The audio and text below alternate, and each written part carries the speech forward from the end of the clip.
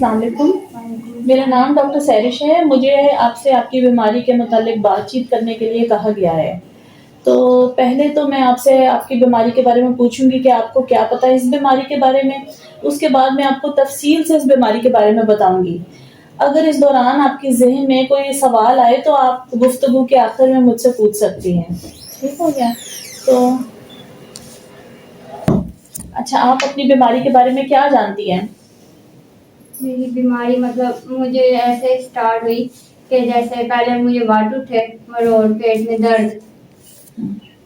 اس میں یہ آپ میری بیماری میں یہ ہے کہ اس میں حمل میں پرابلم آتی ہے یا گردوں کا کوئی مسئلہ آ جاتا ہے، بال گرنا، منہ میں چھالے، ان چیزوں کا ایشو بن جاتا ہے اس بیماری میں. اور اس کے علاوہ کہ بس یہی کہ ٹھیک ہے، میں آپ کو آپ کی بیماری کے بارے میں تفصیل سے سمجھاتی ہوں. پھر بھی آپ کے ذہن میں کوئی سوال آئے تو پھر آپ گفتگو کے آخر میں مجھ سے پوچھ لیجئے گا. ٹھیک ہے؟ اچھا، اب یہ آپ کی بیماری کا نام جو ہے نا، اسے ہم کہتے ہیں auto immune diseases. Auto immune diseases کا مطلب ہے وہ بیماریاں جو ہمارے جسم کے اندر ہمارے جسم کے خلیے اپنے ہی خلیوں کے ساتھ لڑائی کرنے لگ جاتے ہیں اور ہماری ہی قوت مدافعت کو کمزور کر دیتے ہیں.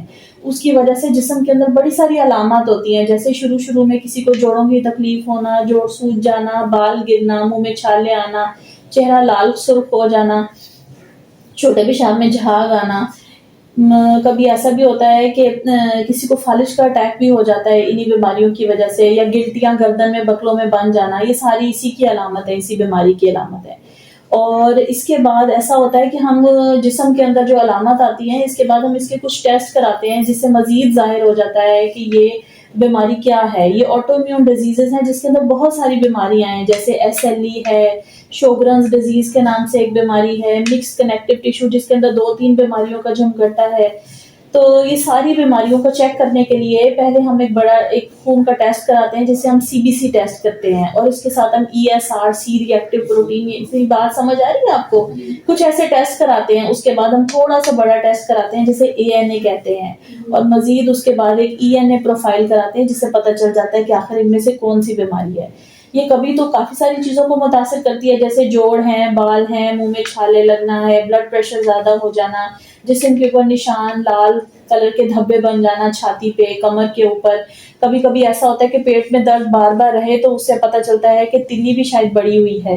کبھی کبھی ایسا ہوتا ہے کہ خون کی بھی کمی ہونے لگ جاتی ہے. خون کی کمی ہو جانا، جسم سے کسی حصے سے بلیڈنگ ہو جانا. حاملہ یہ جن کی شادی شدہ خواتین کے لیے کبھی کبھی ایسا ہوتا ہے کہ بار بار حمل ضائع ہو رہے ہوں تو اس بیماری کے بارے میں پتہ چلتا ہے.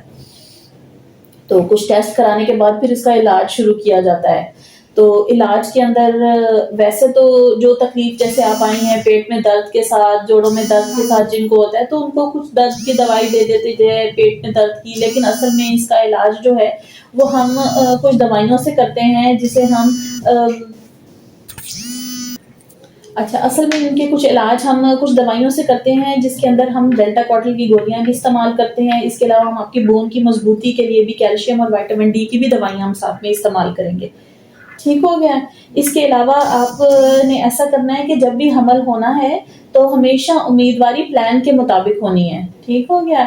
اور کیونکہ کبھی کبھی ایسا ہوتا ہے کہ جو بچے کی پیدائش ہوتی ہے اس کے اندر بچے کی دل کی دھڑکن بہت کم ہو سکتی ہے اور اسے بیٹری لگانے کی بھی ضرورت پڑ سکتی ہے بچے کو. اس لیے بڑی ضروری ہے کہ ہم آپ کے پراپر ٹیسٹ کریں اور پراپر تشخیص کریں، اور ہمیشہ جب بھی آپ نے امیدواری کرنی ہو تو آپ ڈاکٹر کے پاس پہلے تشریف لائیں اور اس کے بعد ہم اس کے امیدواری پلان کے ساتھ کریں. ٹھیک ہو گیا؟ اس کے علاوہ کوئی آپ کے ذہن میں بات آ رہی ہو آپ کی بیماری کے حوالے سے تو مجھ سے پوچھ سکتے ہیں. مطلب میری جو پہلی پریگننسی تھی، مطلب پریگننٹ تو پہلے ہو گئی لیکن میرے بیٹے میں نا کمی ہے کسی چیز کی. مطلب اس سے کبھی کہہ نہیں سکتے، وہ کہتے ہیں کہ پٹھے کمزور ہیں. یہ کہیں مطلب اس بیماری کے ریلیٹیوز تو نہیں کچھ؟ اچھا، اس بیماری کے ساتھ ایسا ہو سکتا ہے کہ بچے کی دل کی دھڑکن متاثر ہو سکتی ہے، جو کہ جس کی وجہ سے ہمیں مصنوعی بیٹری لگانے کی ضرورت ہے. اگر بچے کو ویسے کمزوری ہے تو آپ اس کو لے آئیے گا، ہم معائنہ کریں گے اور مزید اس کے بارے میں آپ کو بتائیں گے. پھر بھی آپ کچھ اور بھی اس کے علاوہ بھی آپ کے ذہن میں کوئی سوال ہو تو میں ایک کتابچہ آپ کو مہیا کروں گی جس کے اندر آپ کی بیماری کے بارے میں مزید ڈیٹیل سے لکھا ہوگا، اور ڈاکٹر ہیں رومٹولوجسٹ جو ہوتے ہیں ان کے ساتھ مل کے بیٹھ کے آپ کی بیماری کے بارے میں مزید ہم گفتگو کر سکتے ہیں. اس کے مجھ سے بھی آپ نے اور ڈیٹیل ڈسکشن کرنی ہو, پوچھنا ہو, تو گفتگو کے آخر میں پھر آپ اور بھی میں آپ کو ٹائم دے سکتی ہوں. ٹھیک ہو گیا؟ آپ کے تعاون کا بہت شکریہ.